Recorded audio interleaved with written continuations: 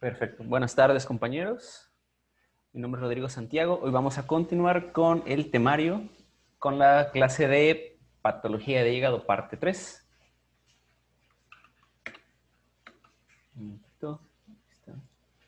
Ahora, los temas que vamos a abarcar hoy va a ser es una clase que es pues, larga, pero bastante importante, así que vamos a tratar de mantenerla dentro de un tiempo académico, vaya. Vamos a tratar estos 5 temas, son esteatosis hepática, cirrosis, nódulos de regeneración, cirrosis biliar primaria y el nódulo necrótico solitario. Bueno, comenzando con nuestro primer tema, vamos a empezar con la estatosis hepática. Vamos a entender a la estatosis hepática como la acumulación de triglicéridos por parte del hígado, particularmente dentro de los hepatocitos. Esto es muy importante. ¿Por qué? Porque en muchas veces se ha tratado el término como infiltración hepática. Sin embargo, esto es incorrecto porque los triglicéridos van a estar adentro de las vacuolas de los hepatocitos, también secundarios estímulos agresivos, lo cual nos va a condicionar que tengamos un hígado que tenga una morfología tal cual, pues macroscópicamente aumentada de tamaño, con un tinte amarillento, francamente graso. ¿Ve? Ahora, como ya les dije, la estatosis hepática se da regularmente secundario a una agresión tóxica, a una agresión isquémica, a una agresión infecciosa regularmente. Tiene una prevalencia bastante alta a nivel mundial, hasta del 15 al 25% de la población en total. Y evidentemente tiene múltiples etiologías. Entre las más comunes son la estatosis hepática alcohólica, que se va a caracterizar por ser secundaria a un exceso excesivo de alcohol. Particularmente mencionan más de 60 gramos al día. Y también existe la variante no alcohólica, que es la segunda más importante, va a estar causada principalmente por alteraciones metabólicas, ¿no? Por ejemplo, resistencia a la insulina, síndrome metabólico y dislipidemias, vaya. Y por último, pues tenemos otras etiologías menos comunes, como pueden ser incluso las virales o como el uso de medicamentos como podrían ser los esteroides, la amiodarona o el metotrexate, por ejemplo. Ahora, lo importante de la estatosis hepática para nosotros como imagenólogos es que sepamos que se va a presentar con varios patrones de distribución. Esa es la manera en la que nosotros la clasificamos para que nos ayude más en nuestro ser médico, vaya. De todas que les nombro acá, la más común va a ser la difusa, que se va a caracterizar por una distribución heterogénea en todo el parénquima hepático, es por mucho la más común, y esta puede estar acompañada o no de zonas de exclusión focal, que van a ser zonas en las cuales no va a haber una infiltración, bueno, no infiltración, no va a haber una presencia de grasa dentro de los hepatocitos. También tenemos también tenemos la morfología focal, vaya, la morfología focal va a ser un poquito menos común que la que les acabo de mencionar, se va a caracterizar por pseudolesiones grasas, que característicamente se van a localizar en ciertas zonas. Las zonas más comunes son, por ejemplo, el segmento 4, particularmente su superficie posterior, en las porciones adyacentes al ligamento falciforme y al ligamento redondo, en las porciones cercanas a la vena porta, en las porciones anteriores, en la fosa vesicular y también en las porciones anteriores del segmento 1. Particularmente este patrón de distribución nos va a dar mucha complicación a nosotros como imagenólogos porque tiene la peculiaridad de que puede aparentar lesiones. Más adelante vamos a ver cómo diferenciar tal cual una estatosis de una lesión hepática. Otro patrón de distribución que también es importante, es importante mencionar que en el caso de la distribución difusa, en las zonas de exclusión, también tienen ciertos patrones predominantes que también nos van a ayudar a diferenciarlos de masas ocupantes de espacio dentro del hígado. En este caso, tanto la distribución focal como las zonas focales de exclusión tienen el mismo predominio en los segmentos 4, como les mencioné, el ligamento redondo, falciforme, vena porta, en las fosas vesiculares y en las porciones posteriores del segmento 1. Por lo tanto, es importante que tengamos en cuenta específicamente cuáles son estas regiones para que nos ayude a nuestro diagnóstico, ya que en el caso de presentarse en zonas atípicas, pues se complica bastante más. Aparte de eso, tenemos otros patrones, como son patrones geográficos, que se van a caracterizar por zonas extensas, o sea, una variante de distribución que refiere a áreas irregulares multifocales de esteatosis. Todos estos patrones que no son los difusos, cabe mencionar, tienen esta... se cree, no se sabe exactamente a ciencia cierta por qué pasan, sin embargo, se cree que son secundarios a el flujo sanguíneo hepático o, por ejemplo, en casos de algún insulto directo al parénquima, como los previamente mencionados, o, por ejemplo, mencionan mucho el antecedente de haber padecido colangitis. Además de esto, tenemos otro tipo de distribuciones, como la distribución multifocal, la cual se caracteriza por tener múltiples focos esteatóxicos, que particularmente se van a depositar en regiones atípicas del hígado. Es importante tener en cuenta esto porque pueden llegar a ser confundidos con metástasis. Vamos a ver ejemplos de todos estos más adelante. Solamente quiero darles una introducción de lo que vamos a... de lo que vamos a... que vamos a valorar antes que empecemos a valorar las imágenes, ¿vale? También tenemos otros patrones menos comunes, como pueden ser el caso de los patrones perivasculares y subcapsulares. En el caso del patrón perivascular se va a referir a la disposición de grasa. Van a ser halos de grasa que van a rodear los vasos hepáticos, que obviamente dependiendo de en qué plano los estemos viendo, pueden ser o tubulares o pueden ser en anillo.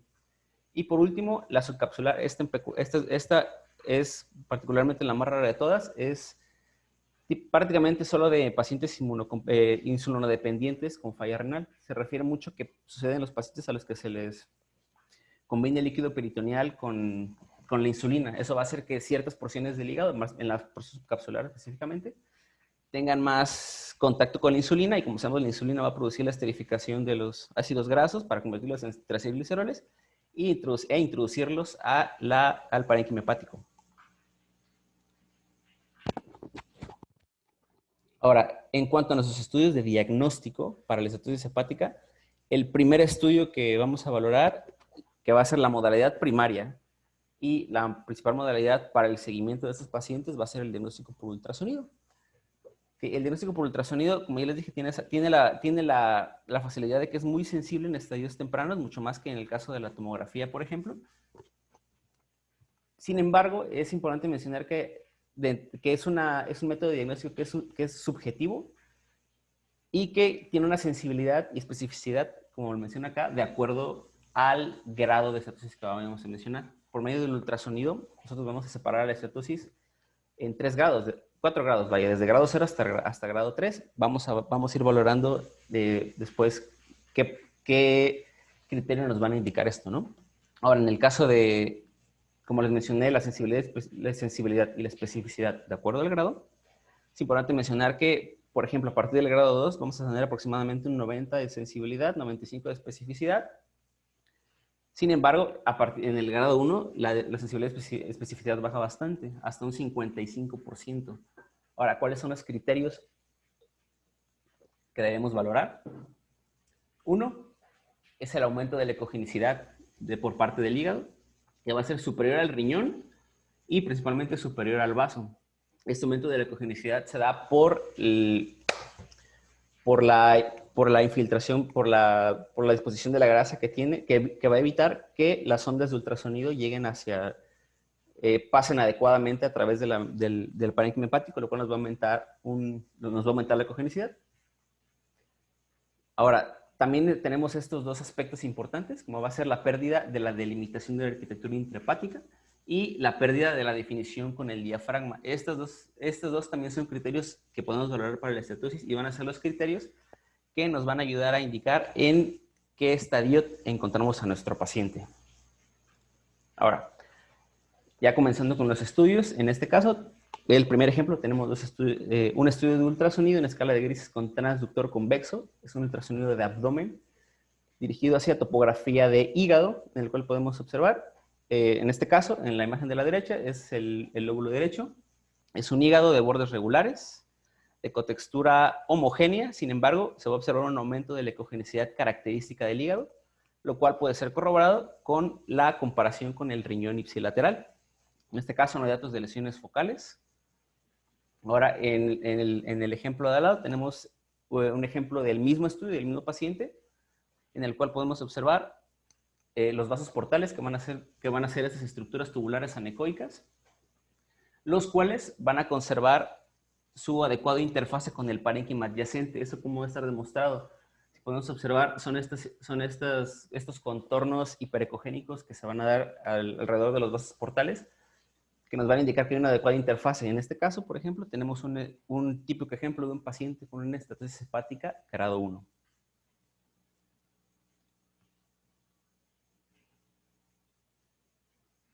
Ahora, para nuestro segundo ejemplo, me pareció más adecuado colocar una magnificación porque vamos a valorar una estatosis en grado 2. Entonces, en este caso tenemos una magnificación de un ultrasonido de abdomen en escala de grises con transductor convexo, topografía de hígado.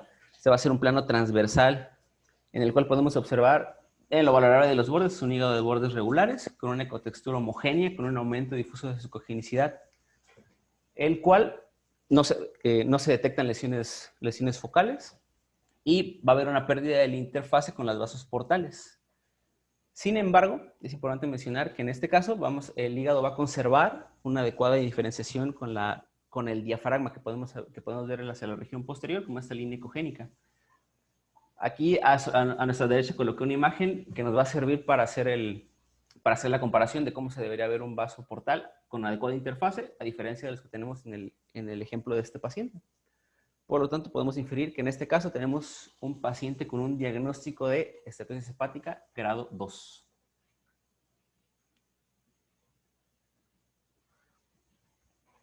Para nuestro tercer estudio, vamos a tener un ejemplo de una estatosis hepática grado 3. En este caso, tenemos un estudio de ultrasonido en escala de grises con transductor convexo, topografía de hígado, en el cual se puede observar el mismo es de bordes regulares, con un parénquima homogéneo, sin evidencia de lesiones focales, con un aumento difuso de su ecogenicidad y con una pérdida de la interfase entre los vasos portales, los cuales podemos observar en nuestro ejemplo de la derecha, que es un plano transversal. En este caso particular no es posible delimitar adecuadamente el diafragma hacia la porción posterior. ¿Por qué? Por el aumento de la ecogenicidad que nos va a dar la infiltración grasa del hígado. Por lo tanto, en este caso, podemos decir que tenemos un paciente con un diagnóstico de una estatosis hepática grado 3. Eso por parte de la clasificación de estatosis hepática difusa. Ahora vamos a empezar a valorar las que son un poquito más difíciles de discernir. En este caso tenemos un ejemplo de un ultrasonido, una magnificación de un ultrasonido abdominal en escala de grises con transductor convexo, en el cual hacia topografía de hígado podemos observar en lo valorable de los bordes regulares, un hígado de bordes regulares, con parénquima heterogéneo, a expensas de una lesión, la cual es bien definida, de morfología ovoidea, es ecogénica, homogénea, la cual aparentemente no produce efecto de masa en el tejido circundante. Sin embargo, en este caso, es muy complicado hacer un diagnóstico de estatosis hepática solamente por este estudio. Vamos a ver más adelante. En este caso, este paciente fue sometido a estudios de extensión que vamos a ir abordando cuando abordemos los siguientes métodos de diagnóstico. En este caso, para continuar con la estructura de la clase, vamos a saber que en este caso este paciente tuvo una estatosis hepática focal. Vamos a ver más adelante los estudios que se hicieron para corroborar nuestro diagnóstico.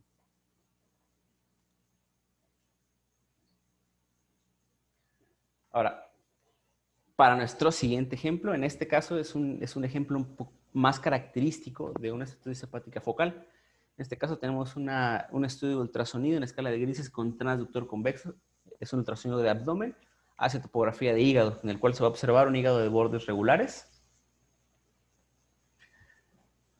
Para el parénquima va a ser heterogéneo, porque a expensas de una lesión bien definida, de morfología ovoidea, homogénea, ecogénica, la cual se va a encontrar hacia segmento hepático 4. Esta no va a condicionar un efecto en masa, lo podemos observar, porque no empuja ni desplaza las estructuras adyacentes.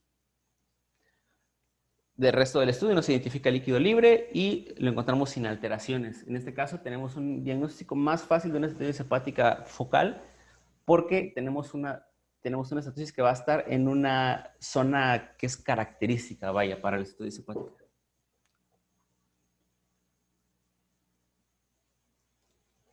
Y ahora tenemos, en el caso de las lesiones con exclusión focal, es una magnificación de un ultrasonido de abdomen en escala de grises con transductor convexo hacia topografía de hígado, en el cual observamos en la evaluadora del hígado de bordes regulares, con una ecotextura que va a ser heterogénea, va a tener un aumento difuso de su cogenicidad. Sin embargo, se va a observar hacia el segmento 8 una lesión hipoecoica irregular parcialmente definida, la cual aparentemente no condiciona efecto en masa. El resto del estudio sin evidencia de alteraciones. En este caso, este paciente fue diagnosticado con una estenosis hepática con una exclusión focal. Podemos observar, como ya les mencioné, lo que nos va a ayudar en este caso es ver esta lesión de bordes parcialmente definidos, irregulares, en el contexto de un paciente que tiene una estenosis hepática difusa en el resto del parénquima.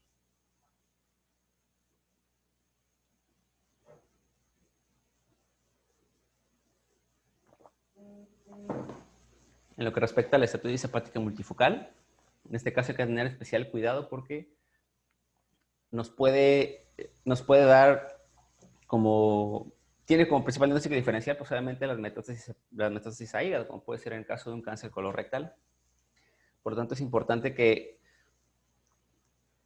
conozcamos su existencia, que valoremos si existen o no efectos, el desplazamiento de estructuras adyacentes. Como vamos a ver en este caso, en este ejemplo, es un estudio de ultrasonido de abdomen en escala de grises con transductor convexo hacia topografía de hígado. Pues podemos observar un hígado de bordes regulares, de ecotextura heterogénea, obviamente es predominio hipoecoico. Sin embargo, se identifican múltiples imágenes redondeadas, unas bien definidas, otras parcialmente definidas, las cuales están distribuidas difusamente en el parénquima. Estas no van a condicionar el efecto de volumen, esto lo podemos ver en el estudio de la derecha, porque no están desplazando los vasos portales. El resto del estudio no se identifica líquido libre y se encuentra dentro de los parámetros de la normalidad. En este caso, debido a los antecedentes que tenía el paciente, no tenía ningún antecedente de neoplasias, el seguimiento que se le brindó, se le dio el diagnóstico de una estenosis hepática multifocal.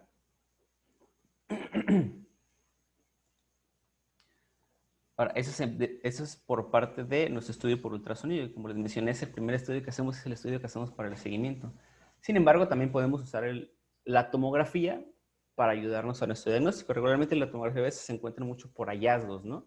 Podemos valorarlo tanto en fases contrastadas como en fases no contrastadas. Sin embargo, hay que tener ciertas consideraciones antes de valorar la tomografía, como es el hecho de que es muy poco sensible en caso de estenosis leves. Se supone que el ultrasonido nos va a ayudar más en este caso de la estenosis grado 1. 2, pacientes que tengan patologías con alteraciones del metabolismo del hierro, o pacientes que estén tomando fármacos que contengan yodo, como en el caso de amiodarona. En cuanto a nuestros criterios diagnósticos de la tomografía, vamos a ver que en los estudios simples, en los estudios no contrastados, podemos hacer un diagnóstico valorando un hígado que tenga 10 unidades Hounsfield menos de densidad que el vaso, o un hígado que tenga una atenuación menor a 40. En particular, en el caso de la atenuación menor a 40, es importante que tengamos en cuenta que diferentes equipos, diferentes algoritmos van a modificar un poco nuestra atenuación. Por lo tanto, en el caso de los estudios simples, siempre es bueno que comparemos el hígado con el vaso y veamos si en efecto tiene 10 unidades Hounsfield menos que este, ¿no? No es así en el caso de los contrastados, en el cual la comparación es menos confiable, porque como sabemos, tanto el hígado como el vaso van a tener diferente comportamiento durante las fases contrastadas. Entonces, en este caso, en el caso de las fases simples, contrastadas, en el que no llegáramos a tener una fase simple, es importante que tengamos en cuenta que una atenuación menor a 40 es lo que debemos de tomar en cuenta para hacer nuestro diagnóstico de estenosis hepática. Ahora, en este caso tenemos es una tomografía de abdomen en un corte axial, en ventana para tejidos blandos. Es una fase simple en la cual podemos observar tejidos blandos y estructuras óseas sin evidencia de alteraciones. Podemos observar un hígado de bordes regulares. Un hígado de bordes regulares, aparentemente aumentado de tamaño. En este caso podemos observar que su parénquima es hipodenso, es heterogéneo, es hipodenso, es homogéneo. Y en este caso tenemos la medición de las unidades Hounsfield, en el cual a comparación del vaso podemos observar que el hígado tiene una atenuación de 15 unidades Hounsfield, a diferencia del vaso, que tiene una atenuación normal de 40 unidades Hounsfield. Por lo tanto, con esto haremos un diagnóstico de una estatosis hepática difusa. Ahora, en cuanto al resto del estudio, podemos observar el estómago parcialmente distendido con medio de contraste positivo en su interior, y el resto del estudio se encuentra sin alteraciones. Es un estudio de una estatosis hepática por ultrasonido en una fase simple, por tomografía, perdónenme, en una fase simple.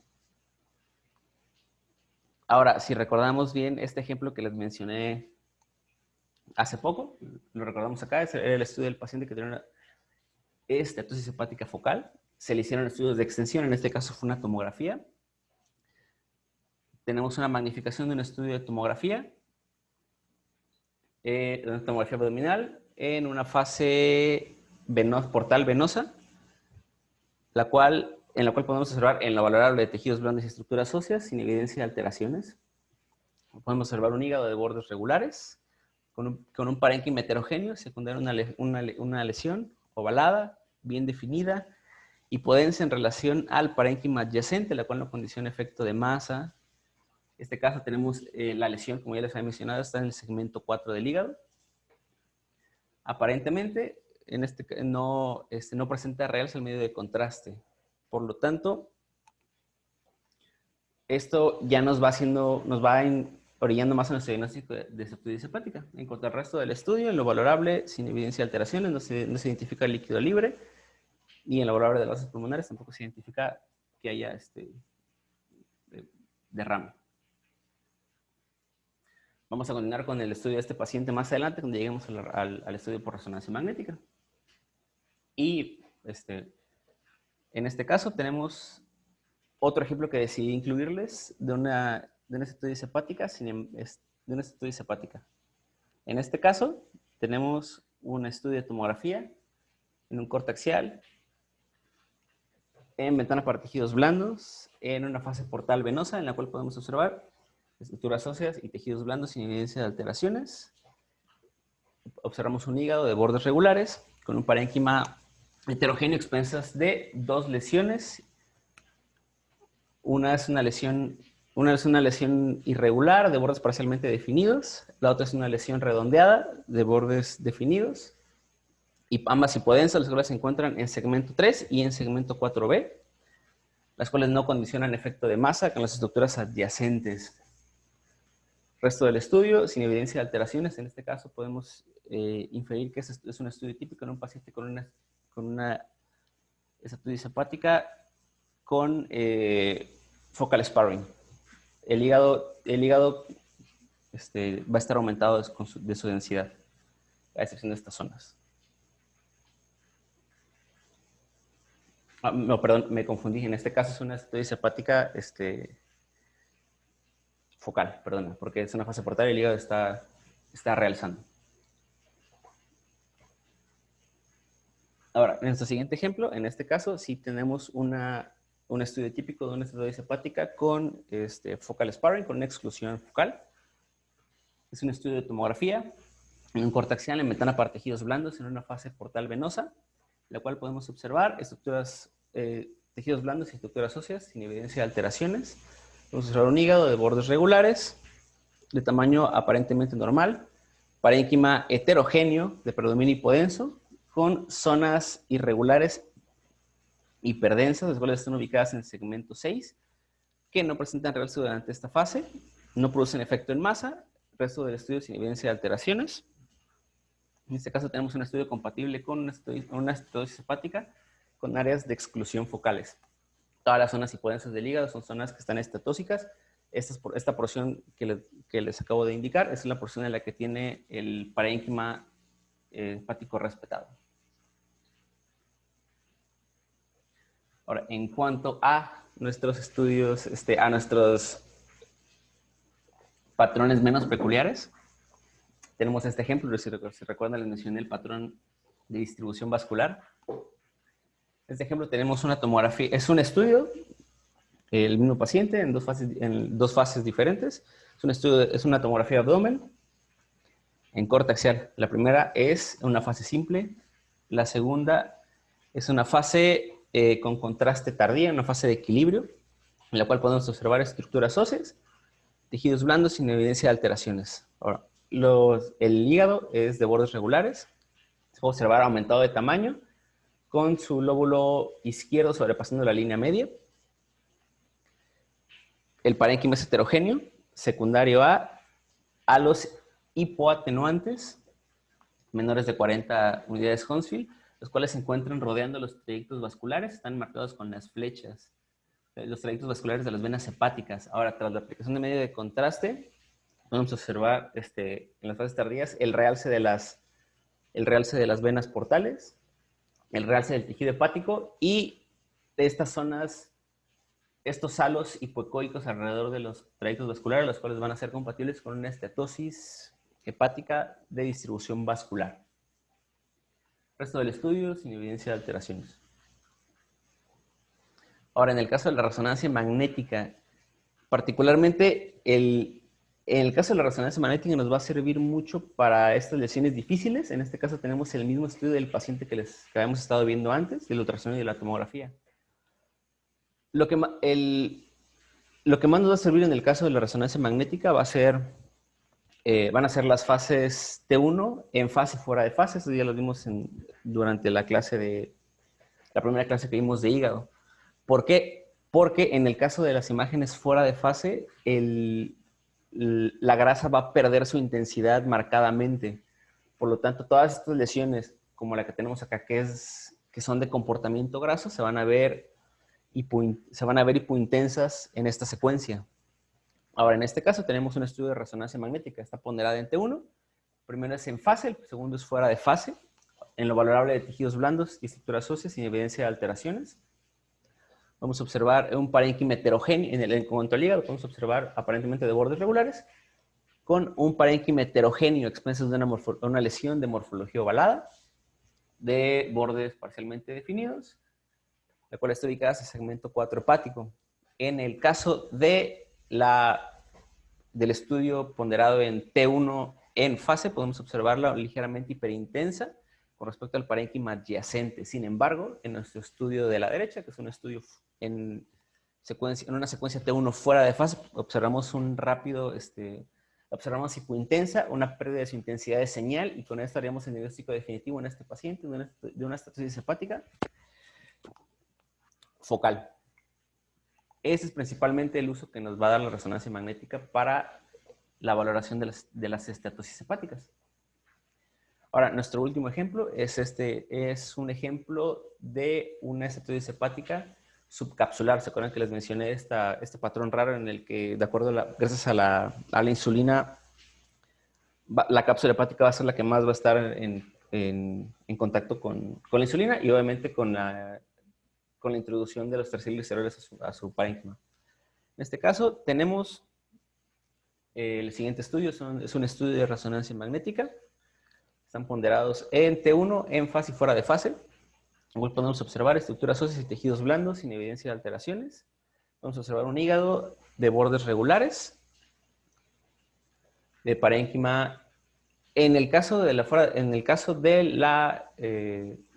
secuencia en fuera de fase, lo podemos observar como si fuera un parénquima homogéneo sin evidencia de alteraciones. Sin embargo, en nuestro estudio fuera de fase, podemos observar que el parénquima en realidad es heterogéneo, secundario a dos lesiones hipointensas, las cuales se encuentran en segmento 5, en la región subcapsular. Este paciente tenía antecedente de ser un paciente insuficiente renal con el diagnóstico con tratamiento con insulina mediante diálisis peritoneal. Por lo tanto, en este caso tenemos un típico estudio de una estenosis hepática subcapsular, sumamente rara, pero es conveniente que la conozcamos. Ahora es importante que recordemos que la estenosis hepática, particularmente la estenosis hepática focal y las que son de exclusión focal, tienen que ser valoradas con sus diagnósticos diferenciales. ¿Cuáles son los diagnósticos diferenciales más importantes de estas lesiones? Obviamente las lesiones primarias, las lesiones neovasculares primarias, las metástasis, lesiones vasculares, como pueden ser hemangiomas, anomalías de la perfusión y en el caso de absceso. Ahora, en el caso de las metástasis o de las lesiones primarias, como puede ser un carcinoma hepatocelular, un adenoma hepático, caso de una hiperplasia focal nodular, es importante que estudiemos, como les dije en todas las descripciones, si existe o no existe efecto en masa con las estructuras adyacentes. Eso es lo más importante. Y lo que debemos recordar, particularmente nosotros como R1, ¿no? Siempre es buscar si hay algún efecto, si está causando algo con la porción adyacente del parénquima. También es importante valorar su realce al medio de contraste.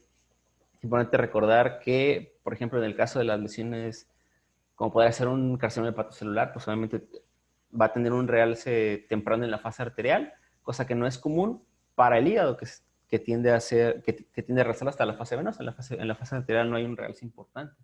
Entonces, es importante que también tengamos en cuenta eso, cómo interactúa el hígado y cómo interactúan las lesiones del hígado con el medio de contraste. La única excepción sería el caso del carcinoma hepatocelular infiltrativo, el cual casi no produce efecto en masa y tiende a regresar igual que el parénquima. Esos temas vamos a ver más adelante cuando vemos cáncer hepático, ¿no? En el caso de las lesiones vasculares, la más importante es el hemangioma. Pero bueno, igual vamos a hablar más adelante. Sin embargo, el hemangioma tiene la característica de que van a ser bien definidos, van a ser hiperecóicos en el ultrasonido y que van a presentar un realce periférico en las fases contrastadas, ¿no? Él va a tener como este realce como si fuera un anillo, a diferencia de las lesiones por estenosis hepática que no presentan ningún realce. Cuanto a las anomalías de perfusión, zonas de hipoperfusión, pues obviamente solo las vamos a ver en las fases contrastadas, las fases simples no nos van a mostrar ninguna alteración. Y en el caso de los abscesos, como recordamos en la clase que dio nuestra compañera Sainz, pues obviamente siempre valorar si existen ecos internos, si hay lóculos de aire en su interior, y saben si tienen septos, como esta morfología en racimo que vimos en la clase anterior. Y obviamente el realce que tienen al medio de contraste, que es este realce en signo de doble diana, que es el realce central, el realce que está rodeado por una zona hipodensa. Hay que tener muy en cuenta estas características para que podamos hacer nuestro diferencial con las lesiones focales de estetosis, que es lo que más dificultad nos va a dar durante nuestro trabajo como médicos, ¿no? Eso era todo por parte de la estetosis hepática. Ahora, continuando con la cirrosis, vamos a empezar con la definición. Como ya sabemos, la cirrosis es el punto final de varios procesos que nos van a ocasionar necrosis hepatocelular. Ahora es importante tener en cuenta cuáles son particularmente la cirrosis se va a caracterizar por dos cosas en especial. Uno, la presencia de fibrosis, y dos, la presencia de la regeneración nodular del hígado, lo cual va a conferir al hígado de su morfología normal a esta morfología nodular que se observa típica en la cirrosis. Para esto es importante que entendamos cuál es el proceso de la formación de estos cambios, particularmente en el cambio de la fibrosis. En el caso de la fibrosis tenemos que recordar que el hígado va a dividir sus células en dos, las hepatocelulares y las no hepatocelulares. Las hepatocelulares son los hepatocitos, son el 80% que se van a encargar del trabajo metabólico del hígado. En caso de las no hepatocelulares, tenemos las células de Kupffer y tenemos las que nos importan para este caso, las células endoteliales. Estas células endoteliales se van a encontrar en el espacio de DIS, en el espacio perisinusoidal, y en respuesta a estímulos agresivos van a empezar a producir una matriz celular que es particularmente constituida por colágeno tipo 1, que al hacer más grande, al hacerse vaya más importante este daño, van a producir la fibrosis característica del hígado. ¿Por qué es importante que mencionemos esto? Estamos imaginando los odonopatólogos. Porque más en la siguiente diapositiva vamos a ver el score que utilizamos, el Metavir, que se va a basar mucho en esto, junto con el elasto, para dar ciertos pronósticos de la afectación del hígado hacia la fibrosis y hasta la cirrosis. Y ahora, en cuanto a la regeneración nodular, simplemente van a ser, hay que recordar que los hepatocitos van a estar en un estadio G0, ¿no? No se van a dividir. Sin embargo, pueden empezar a dividirse después de recibir estímulos dañinos. Eso va a producir una proliferación nodular, van a ser nódulos de tejido hepático funcional. Entonces, estas dos afectaciones, la fibrosis y la regeneración nodular, van a darnos la distorsión de la arquitectura normal característica del hígado. Etiológicamente, la mayoría de las cirrosis se van a dar por alcohol, el 70%. Sin embargo, también es importante mencionar la hepatitis viral, particularmente la B y C, que van a ser las segundas, y la de origen biliar, que más adelante vamos a ver las variantes, como en caso de la cirrosis biliar primaria. Ahora, en cuanto a la clasificación, tenemos las clasificaciones morfológicas y las clasificaciones por severidad. La clasificación morfológica lo va a dividir en cirrosis macronodular, cirrosis micronodular. La cirrosis, muchos bibliografías nos refieren que en realidad no nos sirven tanto, porque si bien se cree que la micronodular es secundaria a alcohol y la macronodular a hepatitis, por ejemplo, en realidad sí puede haber una progresión de una cirrosis micronodular a macronodular, por lo tanto casi no lo usamos como imaginólogos. En el caso de las que son por etiología y por severidad, tenemos Child-Pugh y EPA-Score, que son bioquímicas, tampoco es algo que usamos nosotros. La que sí usamos, y es importante que conozcamos, es la clasificación de Metavir, porque a pesar de que es una clasificación histológica, es la que se va a superponer con los resultados que obtenemos durante nuestro estudio con elastografía, que vamos a ver más adelante. Ahora, en este caso, la clasificación de Metavir, vamos a recordar lo que les acabo de explicar, ¿no? En este caso tenemos este ejemplo. Vamos a... estas imágenes redondeadas, las ovaladitas, van a ser la vasculatura hepática. Las imágenes en estrella va a ser la fibrosis que va emergiendo.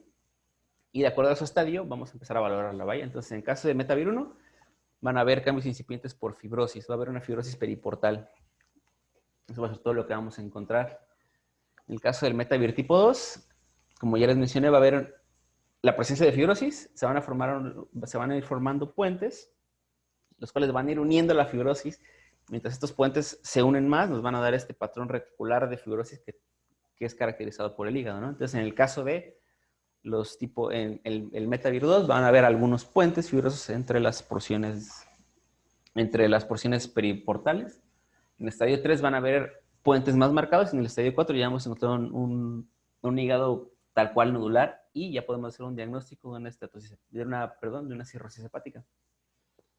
Ahora, en cuanto al diagnóstico por imagen, que es lo que más nos interesa, vamos a empezar con el estudio que utilizamos para el screening y para valorar complicaciones. Este es el ultrasonido. Ahora, en el ultrasonido nos vamos a basar particularmente en la escala de grises, en 3 factores para hacer un diagnóstico de cirrosis, ¿no? Primero, la nodularidad, que es secundaria a la formación de los nódulos que les mencioné, que son los nódulos de regeneración, que le van a dar a nuestro hígado estos bordes lobulados que tendemos a reportar en nuestro estudio en algunos pacientes hepatópatas. El otro aspecto es la ecotextura áspera, la ecotextura heterogénea o el patrón nodular que mencionamos, el patrón micronodular, que se va a dar por esto mismo, por la presencia de las nodulaciones y la presencia de las porciones fibróticas, ¿no? Que nos van a dar esta ecotextura áspera, diferente a la ecotextura fina que debería tener el hígado. La redistribución de volumen, vamos a ver que en el caso de la cirrosis van a haber ciertas porciones que se van a hipertrofiar, van a haber ciertas porciones que se van a atrofiar. Particularmente la hipertrofia se va a dar en todos los segmentos laterales de la porción izquierda, ¿no? El segmento 2, el segmento 3. Y con la atrofia siendo todo el lóbulo derecho y todo el segmento derecho del lóbulo izquierdo, que es el segmento 4, ¿no? Y también cabe mencionar que el lóbulo caudado también va a sufrir una hipertrofia. Esto vamos a ver más adelante cómo podemos valorar esta hipertrofia. Y por último, pues el uso de método de aplicaciones extras del ultrasonido, como van a ser el Doppler, que nos ayuda mucho para valorar la presencia o ausencia de hipertensión portal. En el caso de la elastografía, que nos ayuda mucho para valorar el riesgo y la presencia de fibrosis, en el caso de fibrosis, ¿no? Ahora, en cuanto a nuestro estudio de ultrasonido en escala de grises, en este caso tenemos el primer ejemplo, es un estudio de ultrasonido, es una magnificación de un estudio de ultrasonido en escala de grises. Es un transductor convexo, es abdominal, hace topografía de hígado, en el cual podemos observar un hígado de bordes ligeramente lobulados, lo cual es secundario a nódulos de regeneración. Sin embargo, pues no los valoramos en este estudio.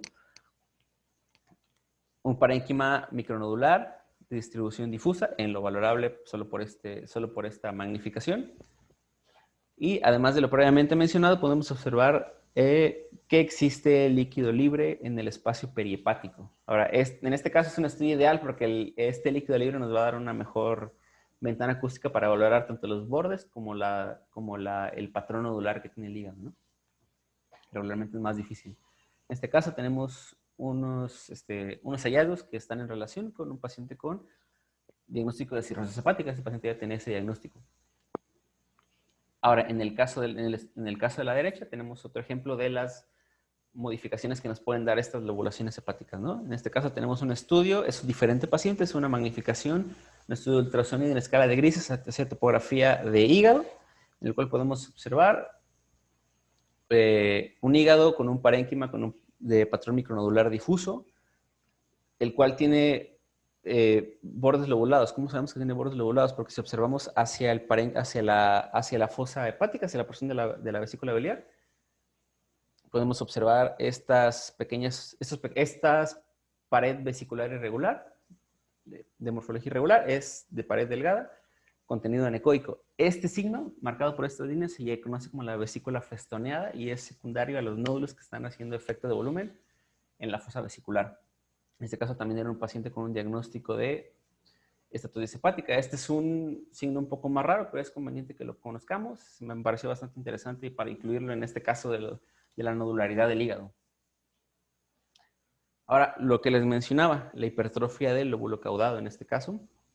Tenemos un ultrasonido en escala de grises, con traductor convexo en un plano transversal hacia topografía de hígado, en el cual podemos observar un hígado de bordes regulares, parénquima con un patrón micronodular, sin evidencia de lesiones focales. Sin embargo, podemos observar, marcado con esta flecha negra, el lóbulo caudado, el cual se aprecia aumentado de tamaño con respecto al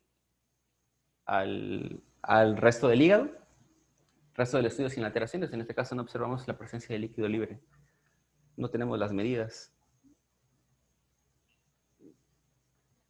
En este caso no tenemos las medidas, pero se puede observar este patrón, este crecimiento, cualitativo, no cuantitativo. Es un lóbulo caudado hipertrofiado por ultrasonido.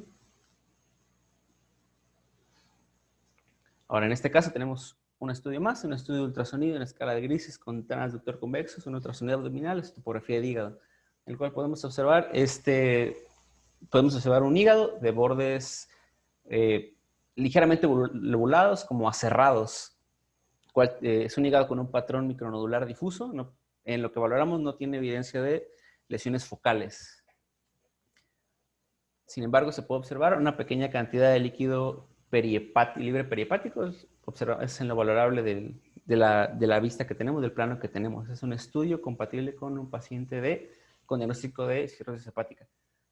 Esas son las situaciones que vamos a valorar en nuestro estudio de ultrasonido por escala de grises. Ahora, también es importante que conozcamos cuál es el uso de la elastografía para la valoración de la cirrosis hepática. Primero es importante que sepamos qué va a valorar la elastografía, ¿verdad? La elastografía nos ayuda para la predicción o para la presencia de cirrosis. ¿Por qué? Porque ya les mencioné que el hígado va a tener estos cambios fibrosos, ¿no? La elastografía, como dice acá, va a estudiar la fibrosis, o sea, la rigidez de la estructura hepática. Vamos a entender la rigidez como la resistencia que va a tener, que va a tener un tejido a distenderse, ¿vaya? O sea, como la pérdida de la elasticidad. ¿Cómo se va a valorar esto? Bueno, aquí tenemos un esquemita que nos va a explicar más o menos cómo funciona esto, ¿no? En este caso, pues es importante mencionar que hay varios, digamos que todas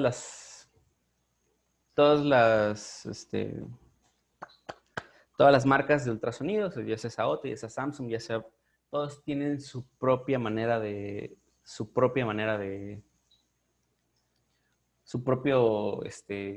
como algoritmo, ¿no? Su propia técnica.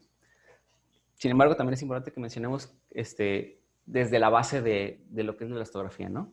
Ahora, tenemos dos tipos de elastografía. Una es la estática, que es la que regularmente usamos para los ultrasonidos mamarios, en el cual el explorador va a aplicar presión sobre la región que le interesa y de acuerdo a eso va a obtener un resultado, ¿no? Esto no nos sirve en el caso del hígado, ¿no? Porque pues, es un órgano que es más profundo. En este caso usamos una elastografía que es dinámica, que se va a manejar por medio de la onda de corte, onda de cizallamiento o la shear wave, ¿no? Que se va a caracterizar eso. Para eso tenemos este esquemita, vaya. Tenemos a nuestro hígado, nosotros colocamos el transductor, más adelante vamos a ver específicamente en qué porciones y a qué segmentos vamos a abarcarlo, ¿no? Colocamos nuestro transductor. Ese transductor va a producir una onda de corte que tenemos remarcada con estas ondulaciones verdes, ¿no? Como comentario para que no se nos olvide, esta frecuencia de la onda de corte tiende a ser entre 250 Hz, que es exactamente la misma frecuencia que encontramos en un subwoofer de un sistema de sonido. Sin embargo, pues obviamente más enfocada, ¿no? Ahora, va a haber una aplicación de esta onda de corte, la cual va a atravesar el parénquima hepático. Vamos a colocar el ROI en esta posición, que es aproximadamente los segmentos que se prefieren son segmentos 7 y 8. Vamos a colocar el ROI en esta posición. Entonces, la onda de corte va a producir una vibración al parénquima hepático. Esas vibraciones van a viajar hacia la porción del ROI, que va a mandar una señal de regreso hacia nuestro transductor y nos va a dar, dependiendo de qué técnico usemos, por ejemplo, existe el FibroScan, que es en la que no es un transductor tal cual, ¿no? O en 2D. Se conoce como una elastografía de una dimensión, en el cual es un aparato que produce esas ondas de corte, esas shear waves, que tiene un transductor que solamente recibe la señal. O en el caso del que usamos en nuestros equipos, que es el Point Shear Wave o el Supersonic Shear Wave, depende de la marca, va a recibir el sonido de regreso y nos va a dar el resultado, ya sea en kilopascales, como en el caso del FibroScan, o en centímetros sobre segundo, como es en el caso de los equipos que usamos nosotros. Ahora, en cuanto a nuestra técnica, tenemos que tener en cuenta estos aspectos. Uno, nuestro paciente requiere tener aproximadamente entre 4 y 6 horas de ayuno, mencionan las bibliografías. Dos, vamos a colocar a nuestro paciente importante. Y no debe tener ni obesidad ni ascitis, porque esto nos va a afectar bastante el resultado. Ahora, nosotros colocamos a nuestro paciente en decúbito. Puede ser decúbito o menciona que puede ser con ligera rotación hacia 30 grados, ¿no? Como les dije, los segmentos que se utilizan para este estudio son los segmentos 7 y el segmento 8. Entonces vamos a colocar nuestro transductor en la región intercostal a nivel de la línea media clavicular. Se prefieren los espacios intercostales del 9 al 11. El paciente con el brazo atrás de la cabeza. Y le vamos a pedir que contenga el aire. Ojo, no podemos pedirle que inspire ni que haga maniobra de Valsalva, porque eso nos va a modificar los resultados de nuestra elastografía. Es solamente contener el aire. Colocamos nuestro ROI a 2 entre 2 a 7 centímetros de la cápsula, asegurándonos de que no cruzamos con ningún vaso y que no cruzamos con la vía biliar, porque eso nos puede aumentar la velocidad de respuesta, ¿no? Y se van a tomar mínimo 10 mediciones, de las cuales se va a reportar la media. Esto lo hace automáticamente nuestro equipo, ¿no? Ahora, es importante que conozcamos cómo valorar estos resultados. En el caso del equipo que usamos nosotros, aquí es donde nos va a servir conocer el Metascore, ¿no? Vamos a correlacionar los metros por segundo que nos dé nuestro resultado de la elastografía con un score del Metavir, y así vamos a valorar la progresión que lleva nuestra enfermedad. Por ejemplo, en este caso, en el caso de un hígado normal, que será compatible con un Metascore de F0, la velocidad va a ser menor a 1.47 metros por segundo.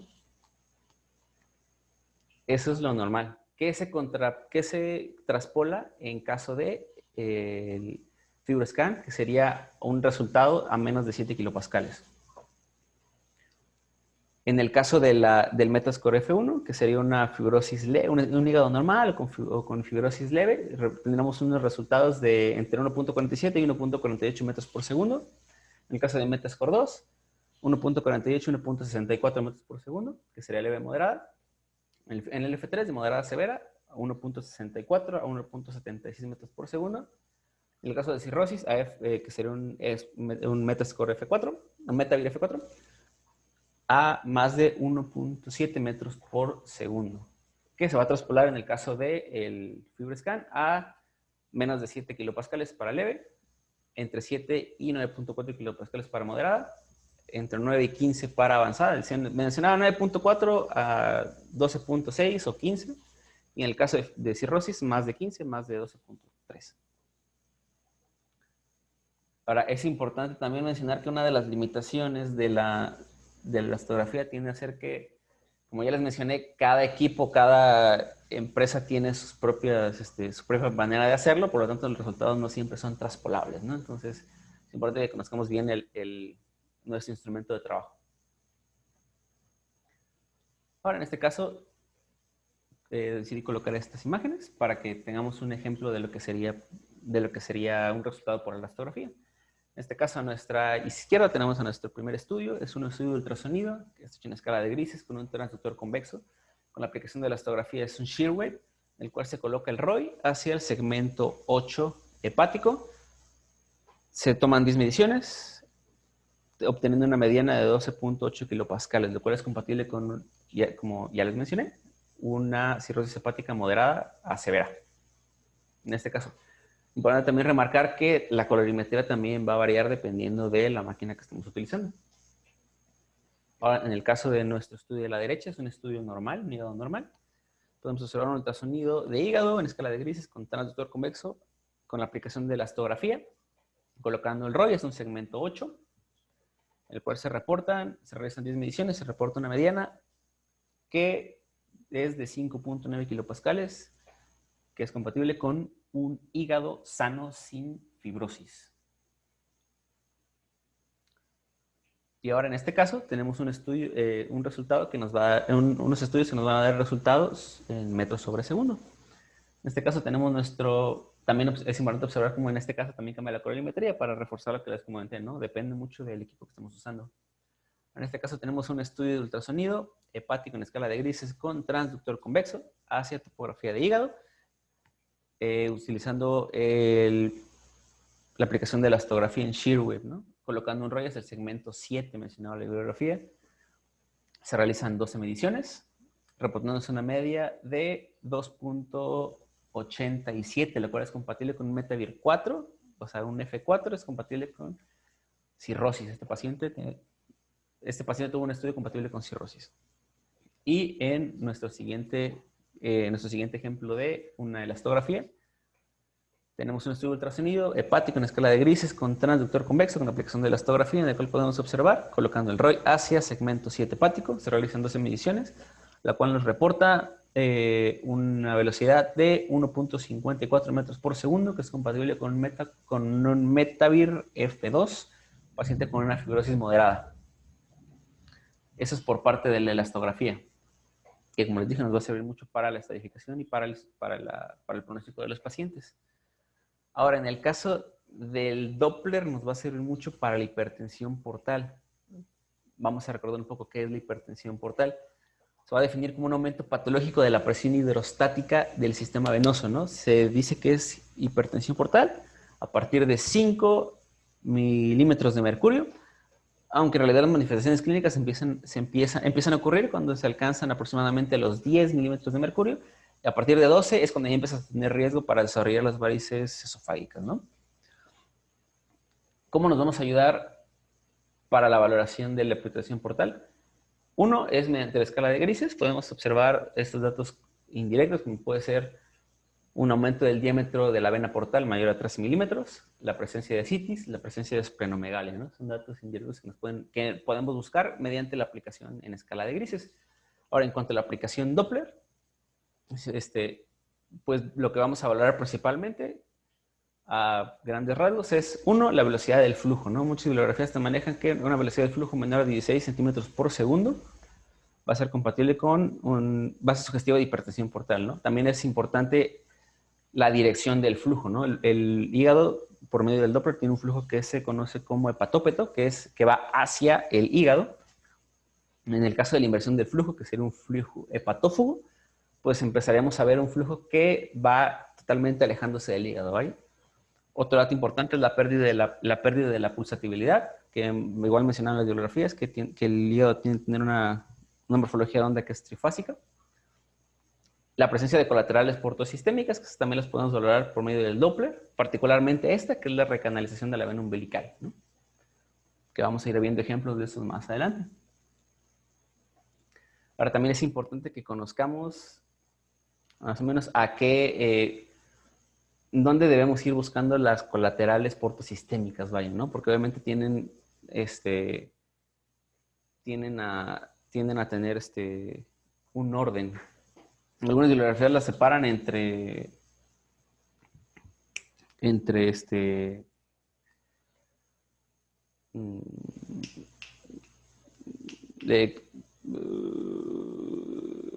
bueno, superior e inferior, vaya. Pero para fines de la clase y avanzar más rápido, vamos a abarcarlas de la manera en la que se nos refiere en el RUMAC, ¿no? De todas las colaterales protosistémicas, las primeras que irían apareciendo serían las de la unión gastroesofágica, seguidas por las paraumbilicales, las esplenorrenales y por último, intestinales y hemorroidales, ¿vale? Ese es a grosso modo el orden en el que nosotros podemos ir siguiendo nuestras colaterales portosistémicas. Ahora, ya valorando lo que les comenté antes, ¿no? En este caso tenemos un estudio de ultrasonido en escala de grises con transductor convexo, es un ultrasonido abdominal, hacia topografía de hígado. Vamos a hacer una medición de la vena porta, la cual se debe hacer a nivel del cruce con la vena cava inferior, la cual reporta un diámetro de 17 milímetros, lo cual es compatible con una dilatación. Este hallazgo fue encontrado en un paciente que tenía un diagnóstico de cirrosis, lo cual nos sugiere una hipertensión portal. En cuanto a lo de más valorable de nuestro estudio, tenemos un hígado que parece que es de bordes regulares, con un parénquima que yo diría que tiene un patrón micronodular. En este caso, este paciente tenía un diagnóstico ya establecido de cirrosis hepática y tuvo el hallazgo de la dilatación de la vena porta. Ahora, para continuar con nuestra valoración de la hipertensión portal, vamos a abarcar estos estudios con aplicación Doppler Color. En este caso tenemos dos estudios. Vamos a valorar el primero, que está a nuestra izquierda y hacia nuestra inferior. Este es un estudio de ultrasonido con aplicación Doppler Color y con aplicación Doppler espectral, ¿no? En el cual podemos observar, en este caso, es un estudio el cual nos reporta una velocidad de flujo de 3 centímetros por segundo. Es más lenta de la que debería ser. Muchos de los manejaban que había varias contradicciones, ¿no? Pero en la que yo revisé decía que lo normal debía ser arriba de 16 y particularmente lo normal era como que entre 20 y 40, ¿no? Entonces, en este caso, nos empezaría a dar sospechas de un paciente que tiene una hipertensión portal, ¿no? Esta comparación de nuestro estudio de la derecha el cual es un estudio de ultrasonido con aplicación Doppler y espectral, el cual podemos observar una velocidad de flujo de 20, lo cual es normal, y un flujo, un flujo de la vena porta hepatópata. En este caso, ya podemos, en el caso anterior, perdón, ya podemos empezar a ver como que hay una alternancia del flujo, como ya de repente es hepatópato, de repente es hepatófugo. Lo vemos porque está por debajo de nuestra línea basal, a diferencia del que tenemos a la derecha, que tenemos prácticamente el flujo hacia positivo arriba de la línea basal.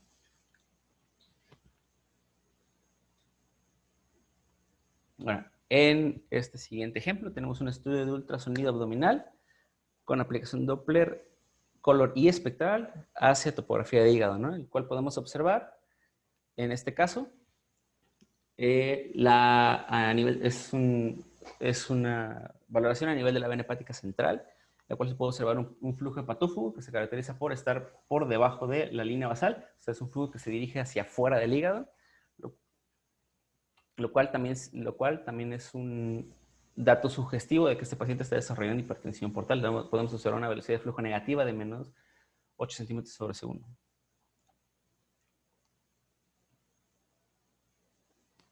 Ahora, ya valorando lo que son nuestras colaterales portosistémicas, tenemos este ejemplo, ¿no? Es un estudio de ultrasonido de hígado con aplicación Doppler, color y espectral, en el cual podemos observar este flujo sanguíneo, el cual se encuentra, estamos realizando nuestro estudio hacia la región del ligamento falciforme. Tenemos un flujo que es hepatófugo, entonces esto nos haría sospechar que estamos ante una recanalización de la vena paraumbilical y por lo tanto un dato de colaterales portosistémicas secundarias hipertensión portal.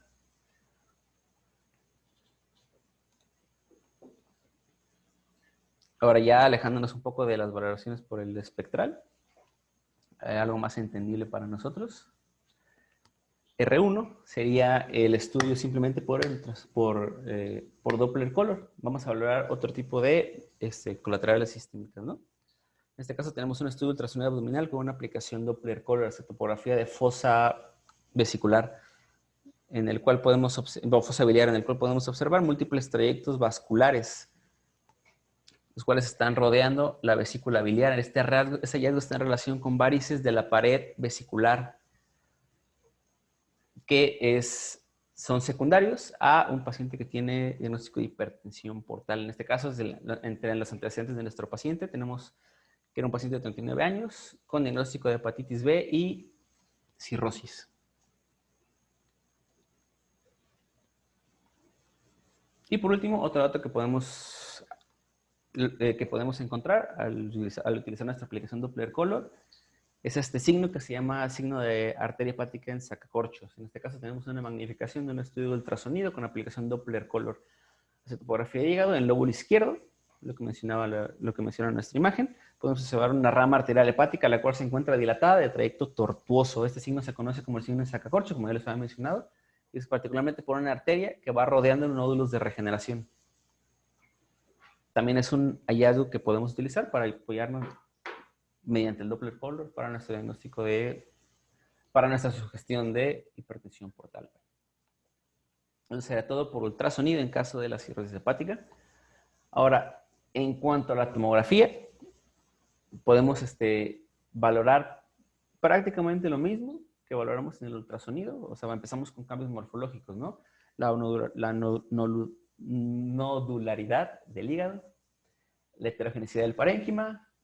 En este caso ya podemos empezar a veces, en ciertas ocasiones, podemos empezar a observar los nódulos de regeneración, nódulos displásicos, a pesar de que este no es el estudio indicado para esto. Vamos a ver más adelante, es mejor usar la resonancia.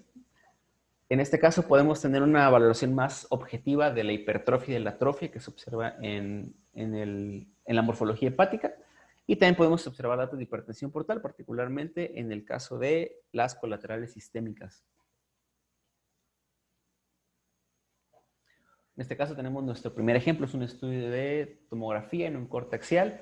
Es una tomografía de abdomen en un corte axial en fase simple, en una ventana para tejidos blandos, en el cual observamos lo valorable de tejidos blandos y estructuras óseas sin evidencia de alteraciones. Podemos observar un hígado, el cual es de bordes lobulados. Vamos a observar aquí las lobulaciones, que tiene el cual tiene un parénquima homogéneo de densidad habitual. Lo podemos ver comparándolo con la densidad del vaso. Es, como ya les mencioné, es homogéneo, hipodenso.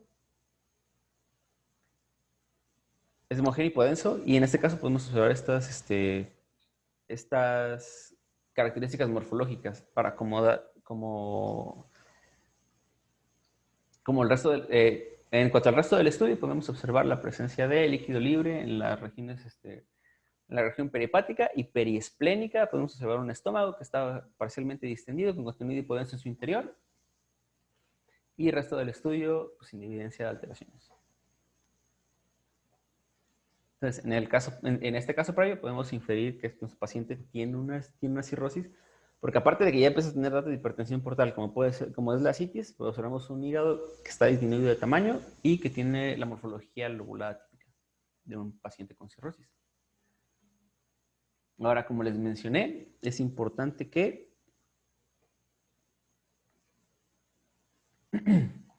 recordemos que mediante tomografía es mucho más objetiva la medición de la relación que guarda el lóbulo caudado con el lóbulo derecho, que es un dato importante en la valoración morfológica del hígado mediante la cirrosis. En este caso, ¿cómo vamos a hacer nuestra medición? Vamos a marcar 3 líneas, ¿ok? La primera línea, la cual va a pasar en el borde derecho de la vena porta. La segunda línea, la cual va a pasar en el borde al final del lóbulo caudado. Y la tercera línea, que va a ser ortogonal a estas dos, que se va a marcar justamente en medio del trayecto entre la cava inferior y la vena porta. Una vez que tengamos las 3 medidas, vamos a hacer nuestras 2 mediciones y vamos a hacer una división, la cual nos va a dar como el resultado del ratio o la relación que debe tener el lóbulo caudado con el lóbulo derecho, ¿no? En este caso tenemos que si es menor a 0.60 es una relación normal. De 0.60 a 0.65 es borderline y más de 65 ya es un resultado sugestivo de cirrosis. Sin embargo, a pesar de que tengamos una relación normal, no podemos descartar el diagnóstico de cirrosis, ¿no? Es importante que valoremos más cosas. En realidad, varias bibliografías mencionan que en el caso de la cirrosis muchas veces puede haber hasta una hipertrofia del lóbulo caudal al punto de tener una relación 1:1 con el lóbulo derecho. Esa es parte de las alteraciones morfológicas que va a tener el hígado. Como podemos observar en este siguiente ejemplo.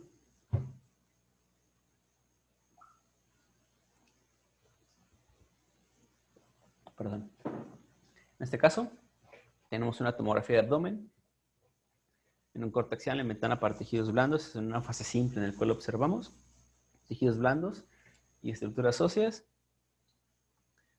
Estructuras óseas sin evidencia de alteraciones. En tejidos blandos hay una ligera disminución del grosor de los músculos paravertebrales. Ahora, en lo que respecta al hígado, podemos observar un hígado el cual tiene una pérdida de su morfología habitual. Es de bordes lobulados, parénquima heterogéneo, perdón, pareciera que tiene cierto aspecto nodular. Sin embargo, llega a ser ciertas porciones llegan a ser isodensas con el parénquima esplénico. Ahora, es importante que nos demos cuenta que en este caso la alteración de la morfología ideal es de todo lo que les venía hablando, ¿no? Es a expensas del lóbulo derecho, con un crecimiento de las porciones del lóbulo izquierdo. Ahora, en cuanto al resto del estudio, se identifica líquido libre en el espacio perihepático, así como en el espacio periesplénico. El vaso se observa, en la valoraba en este corte, se observa de morfología habitual, es de densidad habitual, homogénea. En cuanto a las estructuras vasculares, podemos observar una placa de ateroma calcificada en la aorta abdominal. Resto del estudio sin evidencia de alteraciones.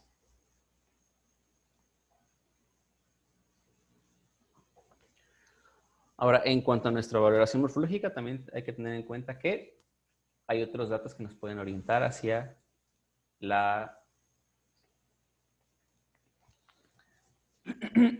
hacia una presencia de cirrosis. Por ejemplo, en este caso, este es un signo que se conoce como el signo de la indentación o el indentación posterior, ¿no? Hepatic notch sign. En este caso, tenemos un estudio de tomografía, es una magnificación en un cortexial, en fase simple, en ventana para tejidos blandos, en el cual podemos observar estructuras óseas en tejidos blandos sin evidencia de alteraciones. Podemos observar un hígado con pérdida de su morfología habitual, observándose hacia la porción posterior una indentación de su superficie. Esto es secundario a un lóbulo caudado que está aumentado de tamaño y esta hipertrofia del caudado con esta hipotrofia del lóbulo derecho es lo que nos va a producir este signo que se llama como el signo de indentación. Resto del estudio sin evidencia de alteraciones.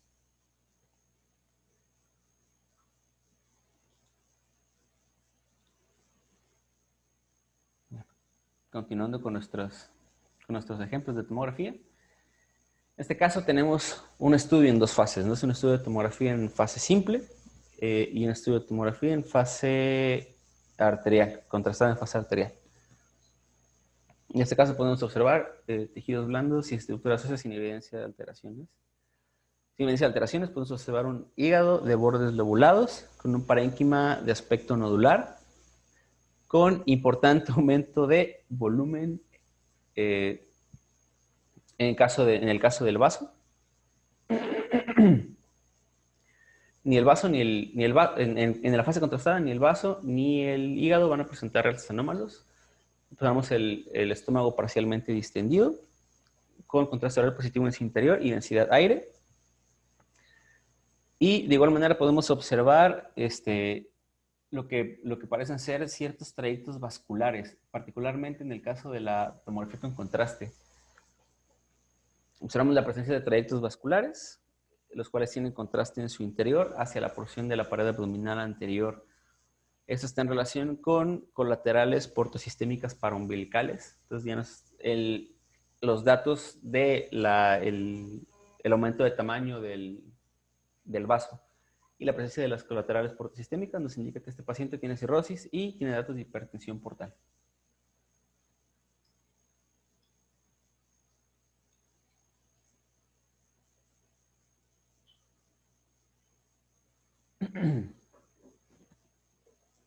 Ahora, en cuanto a nuestro siguiente ejemplo, es otro ejemplo de los efectos que tiene la hipertensión portal en nuestros estudios tomográficos, ¿no? En este caso, tenemos un estudio de una tomografía de abdomen en un cortexial en una fase portal venosa en la cual se identifican estructuras óseas y tejidos blandos sin evidencia de alteraciones. Se observa un hígado de bordes ligeramente lobulados, aumentado de su tamaño, con el lóbulo izquierdo, el cual sobrepasa la línea media, con un aumento de su densidad, pero eso es secundario a la fase en la que estamos valorando. Ahora observamos que hacia la región del ligamento falciforme se identifica una imagen tubular bien definida, hiperdensa, la cual tiene medio de contraste en su interior. Esta está en relación a una vena umbilical recanalizada. Es un hallazgo que se relaciona a hipertensión portal. El resto del estudio, el vaso es de tamaño, morfología y densidad habitual, el estómago parece parcialmente distendido, entonces el resto del estudio sin evidencia de alteraciones.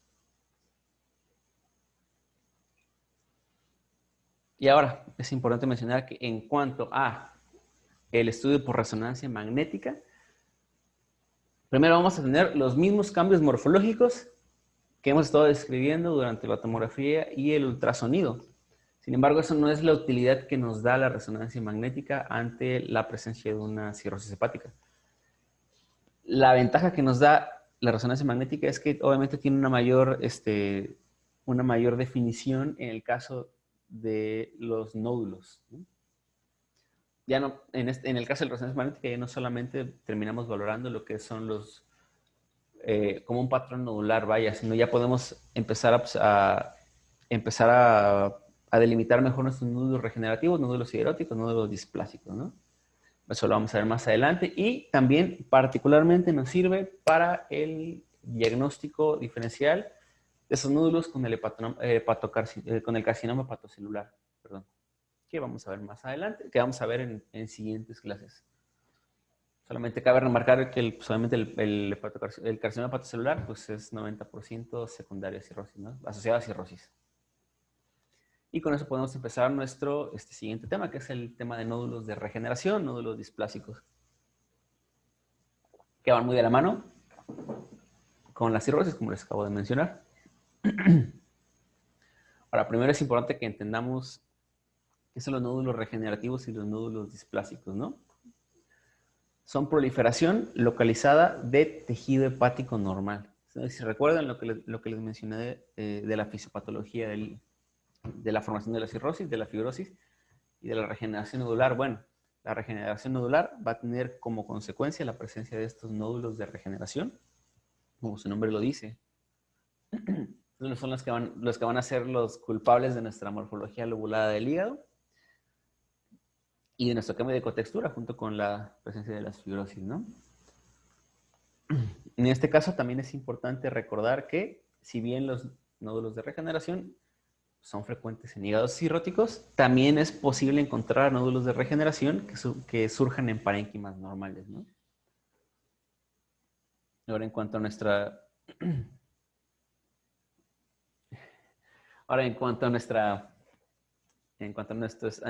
clasificación morfológica, podemos dividirlos en micronódulos menores a 3 milímetros, macronódulos mayores a 3 milímetros y nódulos gigantes mayores a 5 milímetros. El tamaño llega a ser importante por el riesgo, como vamos a ver más adelante.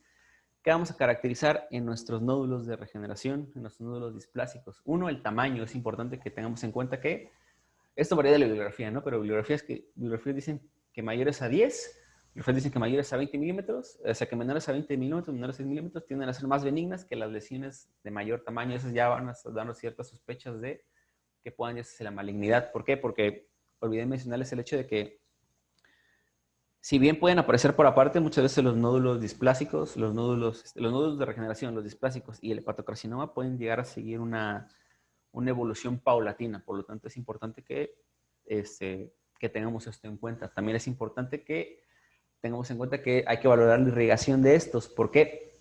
Porque si bien es difícil verlos, de repente en fases simples, tanto los nódulos regenerativos como los nódulos displásicos van a tener un patrón diferente a las lesiones, como pueden ser los nódulos displásicos de alto grado, los cuales, cabe mencionar, se dividen en bajo grado, que se van a comportar como los nódulos regenerativos, o sea, que van a tener una perfusión predominantemente venosa, o sea, en fases portales, y lesiones nodulares, o sea, nódulos displásicos de alto grado, los cuales van a tener un realce en fases arteriales tempranas, con lavados pronunciados, igual a como se vería en un carcinoma hepatocelular.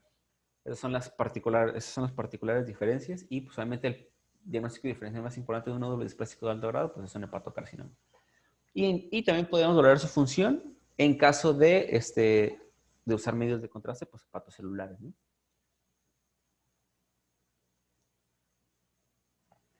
Ahora en cuanto a nuestros estudios, en nuestra valoración de los nódulos displásicos, vamos a hacer un poquito una regresión porque es importante que nos demos cuenta que también es posible de repente delimitar los nódulos displásicos en los nódulos en los estudios tomográficos. En este caso tenemos dos estudios tomográficos del mismo paciente. Es un estudio, uno en fase simple, uno en fase portal venosa. En ventana para tejidos blandos, es un corte axial en el cual podemos observar estructuras óseas y tejidos blandos y estructuras óseas sin evidencia de alteraciones. Podemos observar en lo que respecta a hígado, es un hígado de bordes ligeramente lobulados. Está aumentado de su tamaño. Podemos observar que el parénquima es heterogéneo. Esto es secundario a una lesión, la cual se encuentra ubicada en el segmento 4, la cual es redondeada. La podemos ver en esta zona. Segmento 4. De bordes parcialmente definidos, ligeramente hiperdensa en esta fase, la cual presenta un realce mínimo en la fase portal. Dicha lesión ejerce un efecto de masa lo cual se puede ver en esta ligera borde hepático. En este caso, el resto del estudio, sin evidencia de alteraciones, tenemos un vaso de densidad normal, un estómago parcialmente distendido, con contenido de hipodenso en su interior, resto sin alteraciones. Este es un estudio que se realizó en un paciente con un nódulo siderótico. Un nódulo siderótico prácticamente es un nódulo regenerativo que va a tener un aumento del hierro en su interior, lo cual le va a dar esta imagen ligeramente hiperdensa con respecto al parénquima hepático y por eso lo podemos diferenciar. Ahora, en este caso,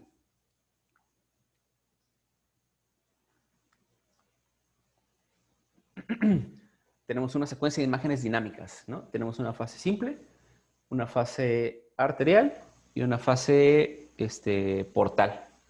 Son estudios de tomografía abdominal en ventana para tejidos blandos, en el cual se observan tejidos blandos y estructuras óseas sin evidencia de alteraciones. Se observa un hígado con pérdida de su morfología habitual, con disminución del tamaño aparentemente del lóbulo izquierdo. Ahora tenemos el parénquima es heterogéneo, secundario a una lesión, la cual está ubicada en el segmento 4A. Lo podemos observar, el segmento 4A, la podemos observar en las 3 fases, la cual es bien definida, hipodensa con respecto al parénquima adyacente en el caso de la fase simple, la cual presenta un centro, la cual es heterogénea, presenta una región más hipodensa en su interior, la cual está en relación a un conducto biliar que se encuentra dilatado y pasando en medio, lo cual nos indica que es una lesión que no está infiltrando. Ahora, dicha lesión presenta un realce tras la administración de medio de contraste, particularmente tiene un realce durante la fase arterial. Durante la fase arterial presenta un realce mayor al parénquima adyacente, perdónenme. Durante la fase portal presenta un realce que es homogéneo con el resto del parénquima hepático. Ahora, el resto del estudio podemos observar la presencia de múltiples vasos, los cuales presentan material de contraste en relación a colaterales esplénicas y podemos observar un vaso el cual se encuentra, si bien de cotextura normal, ligeramente aumentado de tamaño. En este caso tenemos un estudio típico de un paciente que tenía un nódulo displásico de alto grado.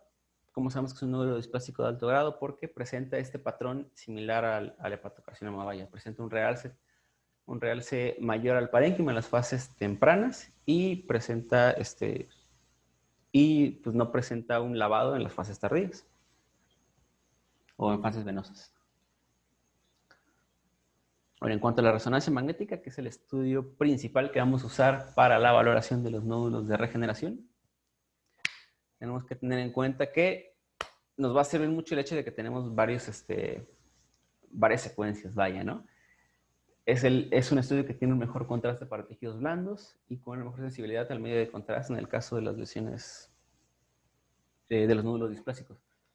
Particularmente es importante que tengamos en cuenta que los nódulos tienden a ser de densidad variable, eso es lo más complicado, ¿no? Por ejemplo, en T1 pueden ser tanto isointensos como hipointensos, en T2 pueden ser hipointensos, pero ya también depende si son displásicos. Los displásicos de bajo grado tienden a ser hipointensos, igual que los nódulos de regeneración, y los nódulos de alto grado llegan a ser a cierto punto hipertensos, más similar a lo que es el carcinoma hepatocelular. Ahora es importante que tengamos en cuenta cuáles son las secuencias que más nos van a servir. Obviamente unas secuencias T1, secuencias T2 con saturación grasa y secuencias ecogradiente. Particularmente las que nos sirven son las secuencias en fase y fuera de fase.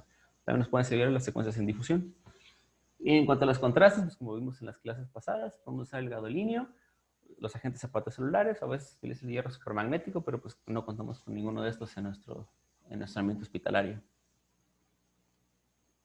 Ahora, en este caso tenemos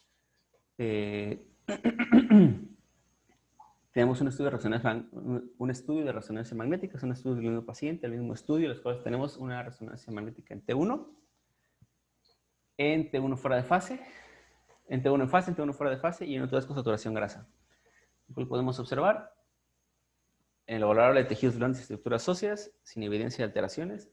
Observamos un hígado de bordes ligeramente lobulados, aumentado de tamaño, prácticamente contactando con el vaso en la porción izquierda. Podemos observar que es en estas secuencias, que es T1, la T1 en fase, aparentemente un hígado homogéneo, sin evidencia de lesiones nodulares. Sin embargo, en nuestras secuencias fuera de fase, podemos observar que hay una ligera pérdida de intensidad en varias zonas del hígado, lo cual confiere a nuestro hígado un parénquima heterogéneo. Podemos observar a la disminución de medio de contraste que no presenta realces anómalos. Entonces, en este caso tenemos un estudio el cual es compatible con nódulos de regeneración de contenido graso. ¿Cómo sabemos que son de contenido graso? Porque tenemos esa pérdida de intensidad de señal durante las secuencias fuera de fase.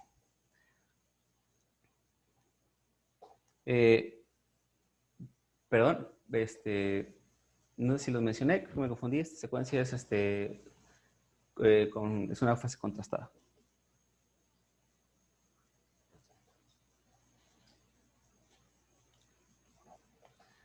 Ahora, nuestro siguiente ejemplo, tenemos un estudio de resonancia magnética, las cuales están ponderadas, la primera en T2, la segunda es una secuencia en T1. Igual podemos observar tejidos grandes y estructuras óseas sin evidencia de alteraciones. Observamos un hígado de bordes regulares con parénquima heterogéneo, el cual, un parénquima heterogéneo secundario a la presencia de múltiples trayectos hiperintensos en la secuencia T2 e hipointensos en la secuencia T1. Estos están en relación a un parénquima hepático normal. Como lo sabemos, lo podemos comparar con la intensidad del vaso. Es un parénquima hepático normal, el cual se encuentra rodeado por múltiples lesiones, algunas redondeadas, otras irregulares. Son definidas, son hipointensas en las secuencias T2, son hiperintensas en las secuencias T1. En este caso, este paciente fue sometido a biopsia después de este estudio y se comprobó que en este caso se trataba de nódulos displásicos.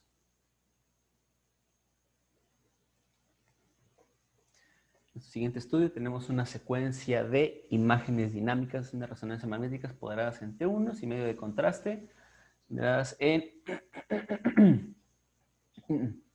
T1 en ecogradiente, en fases arteriales y en una fase portal venosa en la cual observamos tejidos blandos sin evidencia de alteraciones.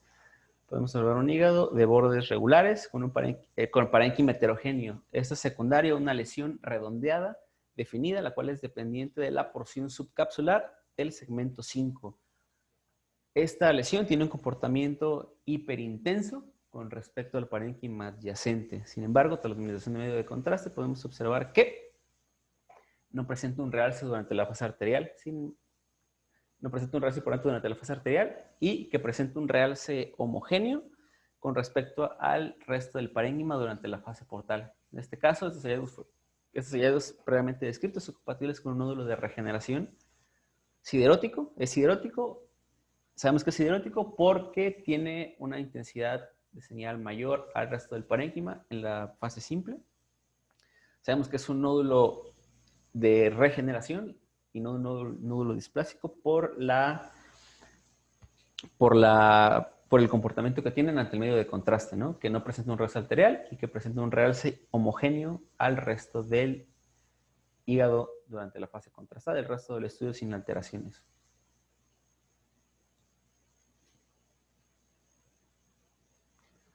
Y en este caso tenemos es una secuencia dinámica de resonancia magnética, son varias magnificaciones, secuencias de las cuales se encuentran pues, T1 en fase, T1 fuera de fase, es un T2 con saturación grasa. Tenemos una fase arterial contrastada y tenemos una fase portal contrastada. En este caso, observamos un laboratorio de tejidos blandos, estructuras óseas, que es muy poco, sin evidencia de alteraciones. Observamos un hígado de parénquima heterogéneo, secundario a una lesión, la cual se encuentra localizada en el segmento 7, es de morfología redondeada, definida, la cual tiene comportamiento hiperintenso, que con respecto al parénquima adyacente en ambas secuencias T1, tanto en fase como fuera de fase, y un comportamiento intenso en las secuencias T2 con saturación grasa. Ahora, en las secuencias contrastadas, dicha lesión presenta un realce temprano en la fase arterial, sin presentar lavado durante la fase portal, ¿no? En este caso, los hallazgos están en relación con un nódulo displásico de alto grado, el cual fue confirmado mediante estudios de biopsia. Como sabemos que es un nódulo displásico, como les mencioné, tiene un comportamiento diferente ante el medio de contraste con respecto al parénquima adyacente, ¿no? Presenta un raza temprano, el cual no debería presentar el parénquima hepático. Por lo tanto, inferimos que es un nódulo displásico de alto grado. La biopsia se realizó porque se creía que se tenía que hacer el diagnóstico diferencial con un carcinoma hepatocelular de acuerdo a su comportamiento. Bueno, en este caso, les coloqué este cuadrito que nos va a ayudar un poco a entender mucho el comportamiento que tienen tanto los nódulos de regeneración y nódulos displásicos de bajo grado como los nódulos displásicos de alto grado, ¿no? Entonces, en este caso, observamos cómo los nódulos de regeneración van a tener una intensidad similar al parénquima hepático en las secuencias T1, las secuencias arteriales, en las secuencias portales venosas y en las secuencias de equilibrio, ¿no? Y podemos observar, sí, y podemos observar cómo los nódulos displásicos de alto grado van a tener un aumento de intensidad en las secuencias portales tempranas, lo cual es más traspolable como al diagnóstico diferencial de un hepatocarcinoma. También es importante mencionar el comportamiento de los nódulos de acuerdo a su contenido. Como puede ser el caso de los sideróticos, que en todas las secuencias se van a ver ligeramente de una intensidad aumentada con respecto al parénquima adyacente.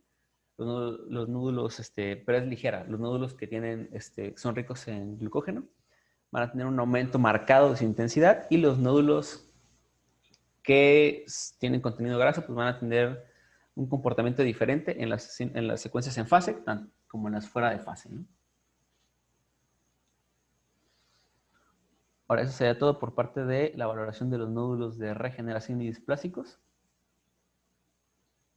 Vamos a continuar con el siguiente tema, que es la cirrosis biliar primaria, que es una variante de presentaciones de la cirrosis, ¿no? En este caso se va a caracterizar por una destrucción no supurativa de los tejidos biliares interlobulares. Es importante.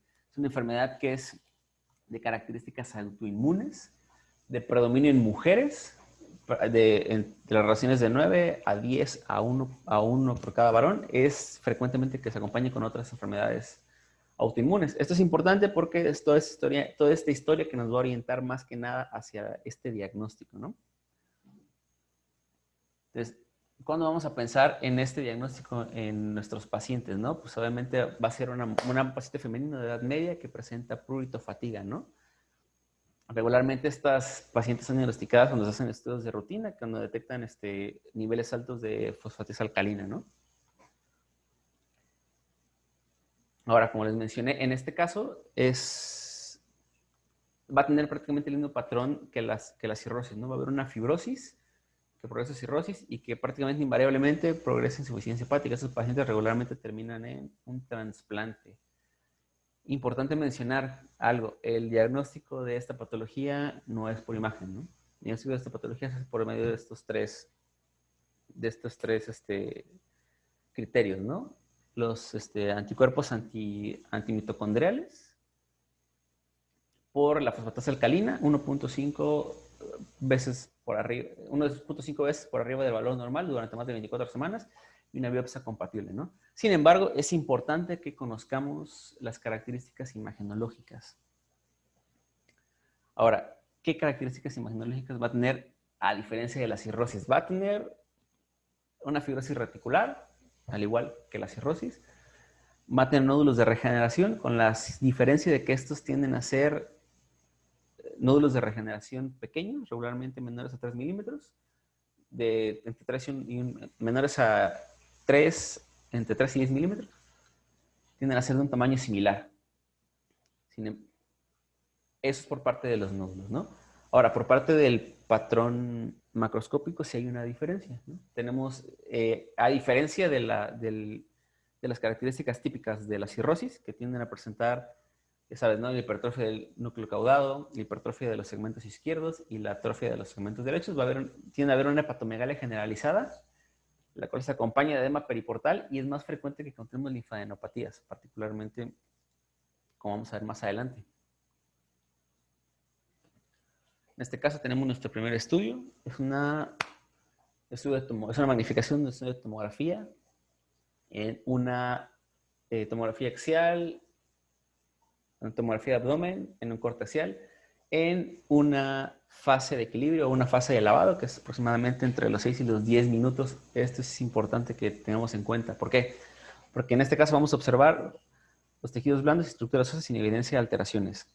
Vamos a observar un hígado de bordes discretamente lobulados, con un discreto aumento del tamaño, con un parénquima heterogéneo, secundario a múltiples nódulos de regeneración. Va a tener un patrón nodular, los cuales se observan, se van a observar como imágenes pequeñas, múltiples imágenes subcentimétricas, redondeadas, parcialmente definidas, de densidad similar al parénquima esplénico. Por lo tanto, podemos inferir que es tejido hepático normal, los cuales van a estar rodeados de áreas entrelazadas, reticulares de alta atenuación, las cuales van a ser compatibles con zonas de fibrosis. Resto del estudio, podemos observar un vaso aumentado de tamaño, con densidad habitual, estómago parcialmente distendido. Resto del estudio sin alteraciones. Ahora, ¿cómo sabemos nosotros que lo que estamos viendo es fibrosis? Porque la fibrosis tiene esta peculiaridad de que no va a lavar en las fases de equilibrio, en las fases tardías de lavado, ¿no? De esta manera nosotros podemos saber que lo que estamos observando en esta zona es la fibrosis reticular característica de una cirrosis biliar primaria, la cual está rodeando zonas normales de parénquima hepático. Entonces, si mezclamos todo esto, podemos inferir este diagnóstico de muy probablemente una cirrosis biliar primaria. Ya sería de parte del clínico el resto del estudio, ¿no? Ahora, en esos siguientes estudios tenemos dos estudios. El primero es un estudio de tomografía de abdomen, es contrastada, es una fase portal venosa. Pues podemos observar en la ventana para tejidos blandos, observamos en lo valorable de tejidos blandos y estructuras óseas, sin evidencia de alteraciones. Podemos observar un hígado de bordes regulares que se observa marcadamente aumentado de su tamaño, contactando con el polo izquierdo sobrepasando la línea media y contactando con el vaso en la porción anterior. El parénquima es homogéneo, observándose en su interior estas imágenes de mayor intensidad, que son los vasos portales, los cuales se encuentran rodeados por un halo hipodenso en relación a un edema periportal. También llama la atención la presencia en su aspecto anterior, marcado por esta línea, la presencia de un vaso con material de contraste en su interior, el cual está siendo visto en eje corto, ¿no? Es esta imagen redondeada y hiperintensa en el aspecto interior del hígado, ¿no? Además de los hallazgos previamente mencionados y marcados con estas flechas, podemos identificar linfadenopatías peripancreáticas, las cuales se encuentran marcadas con esas flechitas. Este estudio fue adquirido en una paciente con 48 años con un diagnóstico de cirrosis biliar primaria, la cual ya era conocido en un estadio avanzado. Ahora, en el estudio de nuestra derecha es un estudio de la misma paciente. Es un estudio de resonancia magnética ponderada en T2 en un corte axial, en el cual podemos observar en lo valorable de tejidos blandos y estructuras óseas sin evidencia de alteraciones. Vamos a observar un parénquima hepático, el cual es heterogéneo, con áreas de alta y de baja intensidad entrelazadas en probable relación a cambios por fibrosis. Podemos observar en esta parte con el señalador, las cuales se intercalan con parénquima hepático sano. Ahora, llaman la atención estas zonas marcadas con las flechas, que son hiperintensas, son intensidad periportal, las cuales están en relación con edema. En cuanto al resto del estudio, podemos observar un vaso aumentado de tamaño con un parénquima homogéneo de bordes regulares y el resto del estudio sin alteraciones aparentes. Es otro estudio ejemplificando los hallazgos significativos de la cirrosis biliar primaria, como puede ser el edema periportal y el edema periportal, las linfadenopatías y el hecho de que tenemos un hígado aumentado de tamaño generalizadamente.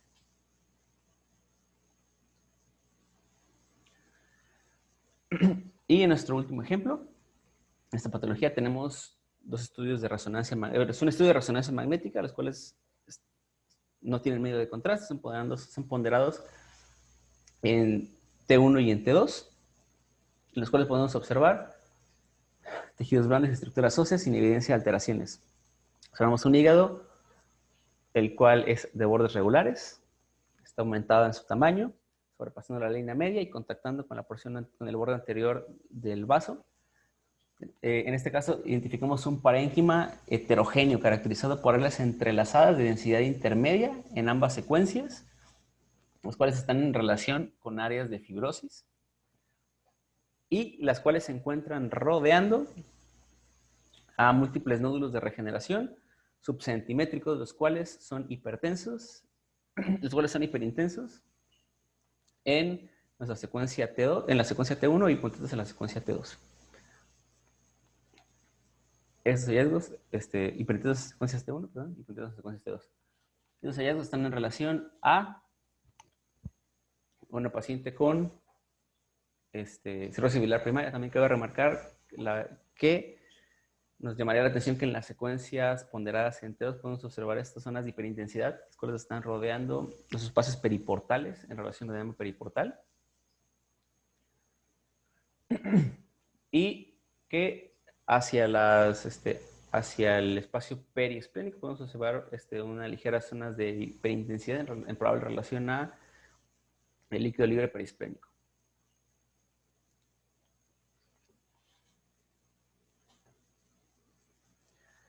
Y para terminar nuestra última patología, que es el nódulo necrótico solitario. Este nódulo necrótico solitario va a ser una patología benigna que se va a caracterizar por una lesión con un centro necrótico rodeado de una cápsula fibrosa. Puede ser solitario o múltiple, pero tiende a ser solitario y tiende a tener un predominio en el lóbulo derecho. Usualmente es una patología sumamente rara, aproximadamente en el 0.03% de los pacientes, y tiende a ser un hallazgo incidental en estudios post-mortem, ¿no? 75% de los pacientes son asintomáticos, tienden a ser hallazgos, y el resto de los pacientes que son sintomáticos tienden a tener dolor abdominal intermitente, a veces fiebre. Ahora, en cuanto a nuestros estudios de imagen, vamos a tener que en el caso de ultrasonido vamos a observar una imagen hipoecoica de ecotextura heterogénea mal definida. En el caso de la tomografía es una lesión hipoatenuante que puede o no presentar una calcificación en su interior. Y en el caso de la resonancia es una lesión hipointensa en ambas secuencias T1 y T2 que no presenta realce y que puede presentar un foco central hiperintenso. En este caso tenemos nuestro primer ejemplo, es un estudio de tomografía abdominal en un corte axial. En una fase portal, son estudios que están a diferente nivel, en el cual podemos observar la valor de tejidos blandos y estructuras óseas sin evidencia de alteraciones. Podemos observar un hígado aumentado de tamaño, de bordes ligeramente lobulados, de parénquima de densidad habitual. Sin embargo, se identifica hacia los segmentos 2 y 8 la presencia hacia la región subcapsular de los segmentos 2 y 8, la presencia de dos imágenes redondeadas, bien definidas, hipodensas con respecto al parénquima adyacente, las cuales presentan un realce anular periférico al medio de contraste, Resto del estudio, sin evidencia de alteraciones. En este caso, como les mencioné, estas lesiones hipointensas de predominio subcapsular, con el realce en anillo, que es secundario a particularmente la cápsula fibrosa, por eso nos da un realce en anillo.